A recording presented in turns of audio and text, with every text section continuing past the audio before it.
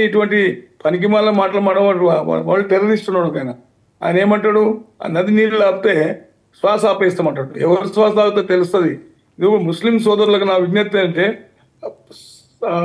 సమయం పాటించి హిందువులతో కలిసి ప్రొసెషన్ తీయాలండి. మేమంతా ఒకటి చెప్పినట్లు భారత మాతకి సమావేశం ఒక మాత మీద దాడి జరిగితే మేమంతా కలిసి అటాక్ వస్తాం అన్నట్టు మెసేజ్ మా రీతిలో ముస్లిం ఈ బ్రదర్ బాగానే మాట్లాడు. అదే ఓవైసీ గారు మాట్లాడమాట.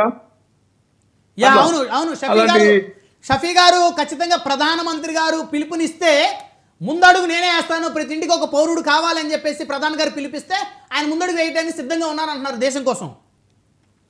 ఆ పిలుపుకు నేనే ముందు చెప్పిన, నేను రెడీగా ఉన్న వెపన్స్ తీసుకొని నేను ఒక పోలీస్ ఆఫీసర్గా మాట్లాడుతున్నా. అవన్నీ ఉట్టి మాటలు కాదు. నేనేమంటున్నా అంటే పాకిస్తాన్ ఇదే మంచి అవకాశం. 3 ముక్కలు చేయాలి. 3 ముక్కలు ఎట్లా చేస్తారంటే మనం పీఓకి టచ్ చేయొద్దు. పీఓకి ఆటోమేటిక్ కలిసిపోతుంది. వాడు పీఓకి